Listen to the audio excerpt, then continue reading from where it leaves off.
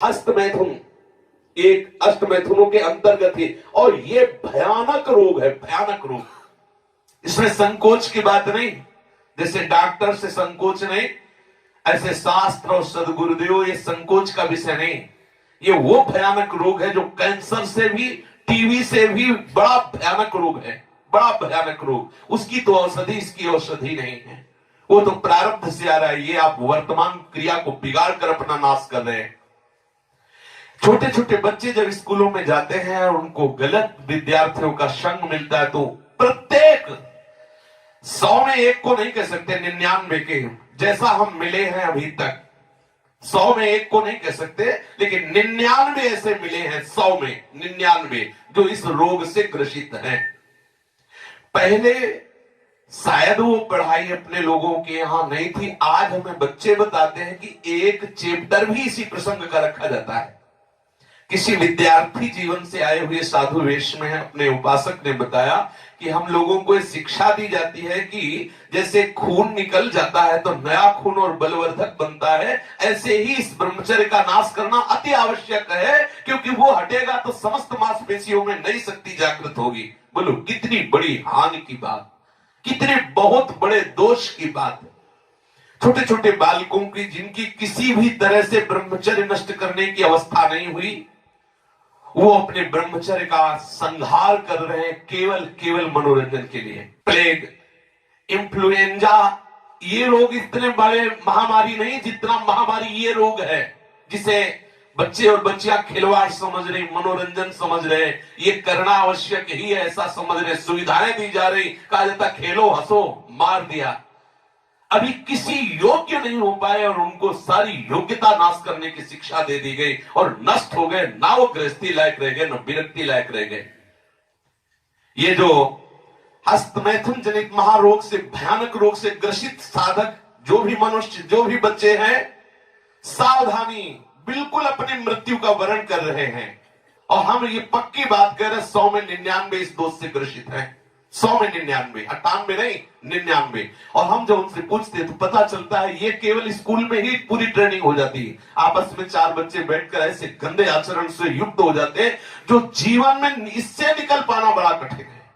नाना प्रकार की, गंगा की कसम, यमुना की कसम, भगवान की कसम, गुरु की कसम, सब कसम एक तरफ, खाने के बाद 1 मिनट बाद जहां वो अपने स्वरूप में कामाग्नि जागृत हुई, नष्ट हो जाता है साधक। ये जो हस्त क्रिया के द्वारा अपनी वीर शक्ति का नाश कर रहे हैं, बिल्कुल समझ ले ये अनिष्टकारी चेष्टा पहली बात अगला जन्म तुम्हें मनुष्य का नहीं होने देगी, क्योंकि तुम इतना भयानक अपराध कर रहे हो।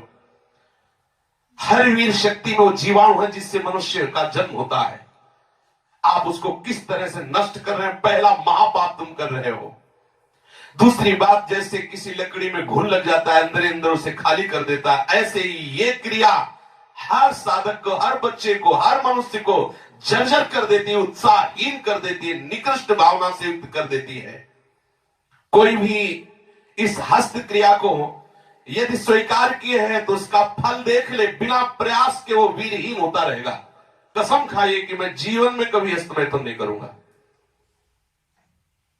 श्री जी को साक्षी करके इसका निर्वाह कीजिए, विश्वास कर लीजिए आपकी परमार्थिक या व्यवहारिक जो भी उन्नति सबके नाश का प्रधान कारण है। आप ऐसे कारण को स्वयं कर रहे हैं। गृहस्थी धर्म में तो जब संयोग होगा तब होगा, आप इसमें प्रतिपल मर रहे हैं, प्रतिपल। और ये आपको इतना कमजोर, इतना परास्त कर देगा, आप भगवत मार्ग में चल नहीं सकते। आप इसे निश्चय करें, इसी क्षण निश्चय करें कि मैं कभी भी हस्त क्रिया के, तो कोई भी साधक, स्त्री या पुरुष, कोई भी साधक किसी भी प्रक्रिया के द्वारा हम ऐसा, जब तक गृहस्थ धर्म से युक्त होकर हम भगवत पूजा की भावना से संतान उत्पत्ति वाली क्रिया, वो अलग चीज, अपनी किसी चेष्टा के द्वारा हम ऐसा नहीं करेंगे। जो ऐसा करते हैं उनकी समस्त इंद्रियां दुर्बल होती जाती हैं, एक एक नस से उनकी शक्ति का ह्रास होता जाता है और उनके मुंह में पीलापन, सिकुड़न बिना वृद्धावस्था के से दिखाई देने लगती है।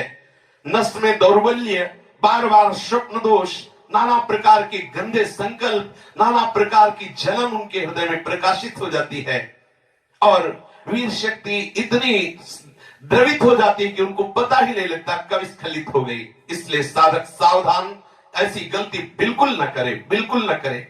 क्योंकि शरीर के भीतर एक मनोवाहा नाम की एक नाड़ी है। इस नाड़ी के साथ संपूर्ण नाड़ियों का संबंध है।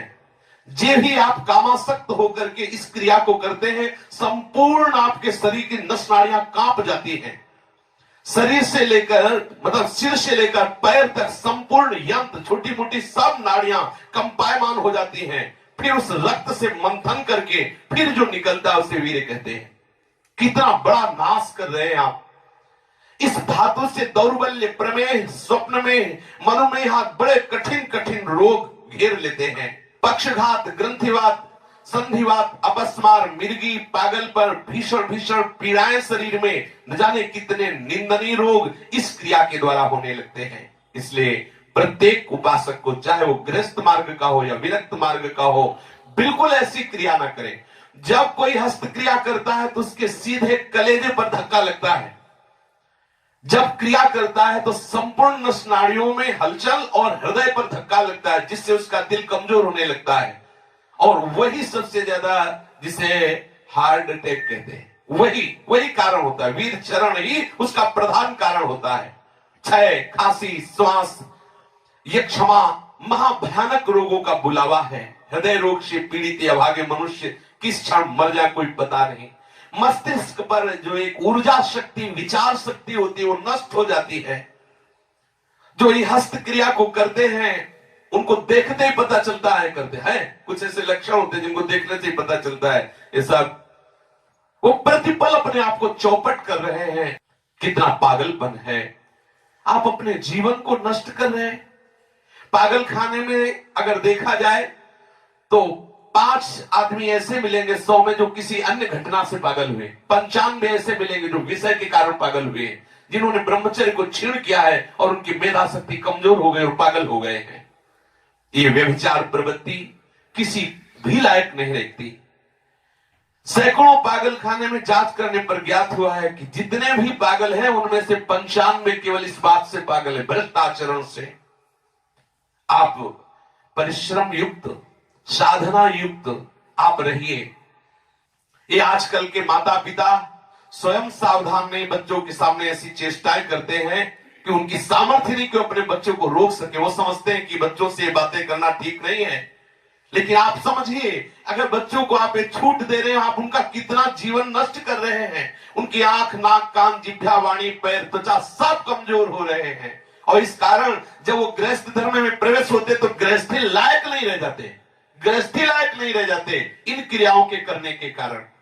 माता पिता को, सदगुरु को चाहिए, उपदेशक को, कि अपने आसपास इस बात को कहे कि वो कभी ऐसी गंदी चेष्टाएं ना करें।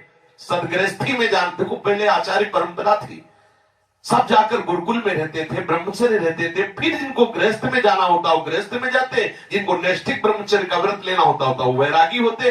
दोनों महान पुरुष बनते। वो गृहस्थी में जाकर धर्म पूर्वक चलते हुए पुनः वैराग्य को धारण करता और विरक्ति में जाकर वो महापुरुष बन जाता। दुर्बल चित्त इतना हो जाता है कि ना वो धर्म स्थान देखता है, न तीर्थ स्थान देखता है, न मंगल तिथि देखता है, न मंगलवार देखता है। बस अपनी वासनाओं का खेल खेलता रहता है।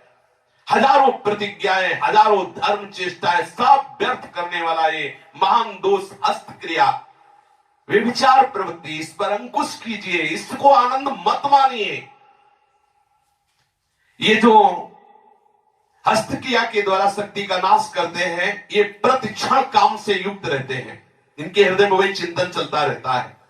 बालक अवस्था से लेकर के यौवन अवस्था तक देखिए आप, इनकी आंखों में देखिए, न तेज होगा, न इनकी गंभीरता होगी, बहुत चंचलता, निस्तेज आंखें होगी, चेहरा पीला पड़, जब देखो तो ऐसा लगता है कि शर्मिंदा हो रहे हैं, मुंह छुपा रहे हैं, ऐसा लगेगा। पहला लक्षण है। दूसरा, कुछ इतने निखल्ले, ऐसे दिखावटी स्वभाव के, ऐंठ में, अकड़ में, गर्मी में रहते, ये वीर शक्ति के नाश का लक्षण है। गंभीरता नहीं, शांति नहीं, उदारता नहीं, धैर्य नहीं है, वो अपने को बड़ा दिखाना चाहते, ये सब उसके नाश के लक्षण हैं। जिनका चेहरा आनंद में, देखते ही हृदय में आकर्षण, ये ब्रह्मचर्य का लक्षण है। चेहरा देखो तो उजड़ा हुआ दिखाई देता है, लगता है बिना रोते हुए भी रो रहे हैं। वो सब सिकुड़ गया चेहरा, ऐसा जैसे किसी घर में आग लगा दो, इसके बाद दर्शन करो तो कैसा लगता है, वो ऐसे ही उसका चेहरा होता है जिसने अपने जीवन से खिलवाड़ किया है।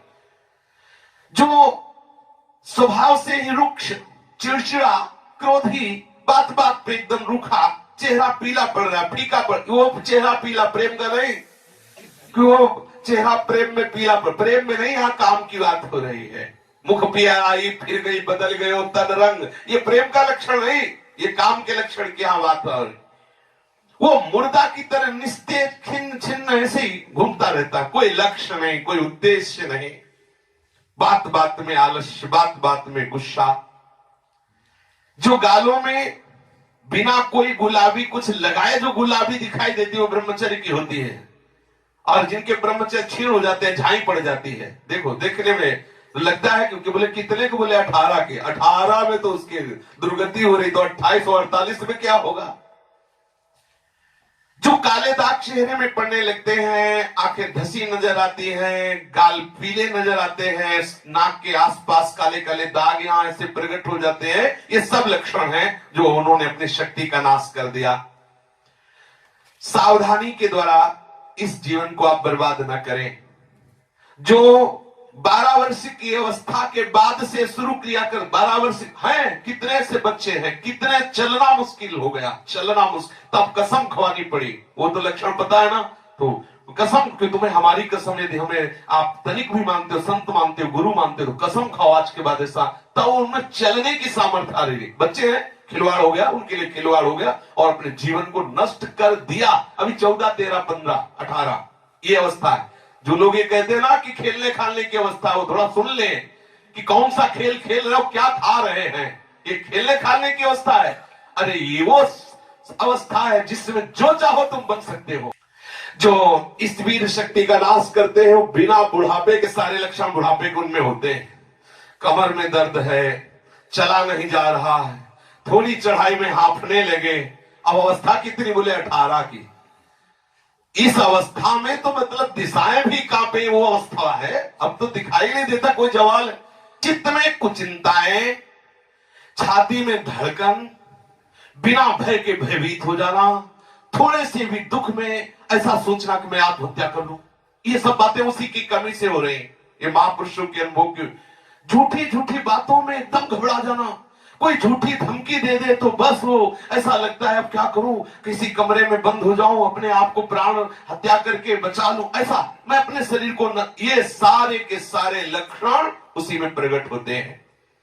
जो ब्रह्मचर्य का नाश करता है, नींद ना आना या सोना तो कुंभकर्ण की तरह, मुर्दे की तरह सो जाना, आलस्य, जरा जरा देर में वो निरुत्साहित बातें, आंखों में जलन, भारीपन, ये सब, स्वप्न दोष अधिक होना, ये सब उसी के लक्षण है जो आपने गलतियां की है।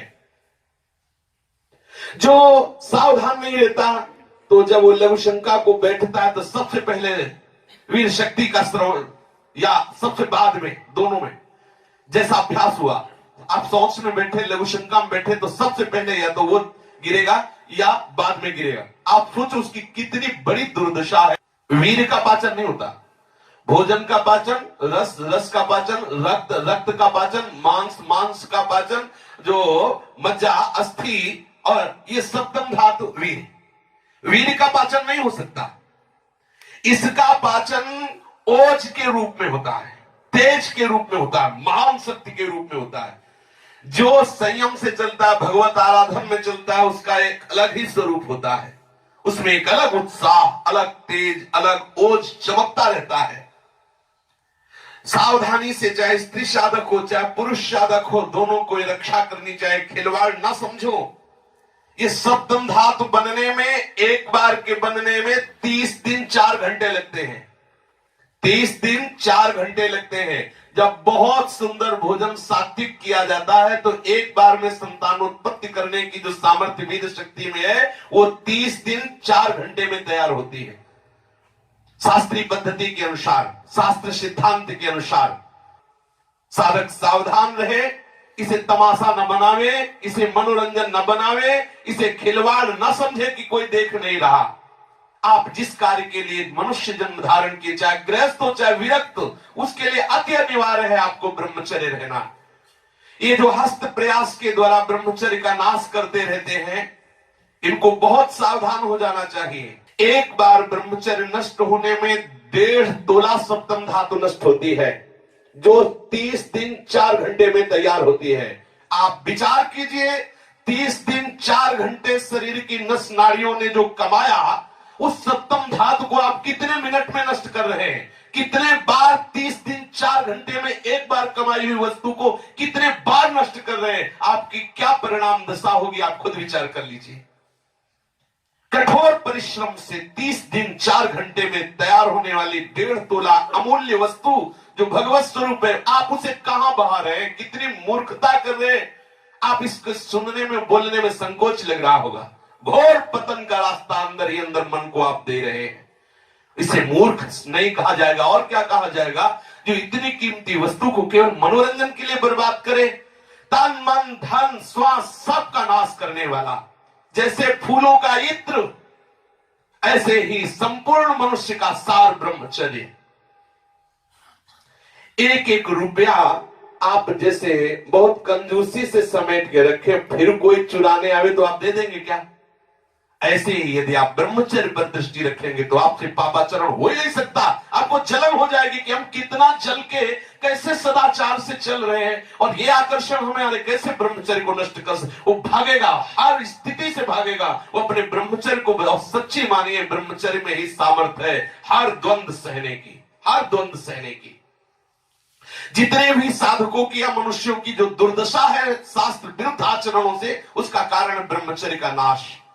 जरा विचार करो, जो दिन में 2 बार, जो 3 बार, या 2 दिन में, 3 दिन में, या चौथे दिन में ऐसा करते हैं, आप उन पर विचार कीजिए कि 30 दिन 4 घंटे में तैयार होने वाली वस्तु को वो 2 दिन में, 3 दिन में, या 1 दिन में 2 बार, या ऐसा आप सोचो उनकी कितनी बड़ी दुर्दशा हो रही, वो कहां पहुंचेंगे। आज कसम खा लो, बार बार कह रहे हैं, और ये हम दूसरों के लिए नहीं कह रहे, अपने लोगों के लिए कह रहे हैं, अपने लिए कह रहे हैं। अपने लोगों को कसम खा लेनी है, हम भूल कर कभी हस्तक्रिया के द्वारा अपने ब्रह्मचर्य का नाश नहीं करेंगे। जो अष्ट मैथुनों में वर्णन, हम एकांत में कभी स्त्री से संभाषण कामुक होकर नहीं करेंगे, हम कभी एकांत में खड़े होकर किसी स्त्री को नहीं ताकेंगे, कभी वो हम चेष्टाएं नहीं करेंगे जिससे हमारा भगवत मार्ग रुके। जो गृहस्थ है उनके लिए भी यही नियम है, एक पत्नी व्रत धारण करने वाला ब्रह्मचारी ही कहा जाता है। इसलिए सावधान, गृहस्थी में भी जाना है तो तब तक ब्रह्मचर्य का पूर्ण निर्वाह करें जब तक आप गृहस्थ धर्म से युक्त ना हो जाएं। और यदि विरक्त है तो आजीवन आप भले चले थोड़े दिन, लेकिन इसको सह जाएंगे तो इतने आनंद में रहेंगे, इतनी शीतलता, इतनी द्वंद्वों से लड़ने की सामर्थ्य आएगी, इतना उत्साह भगवत प्राप्ति को होगा। आप खुद देख लीजिए।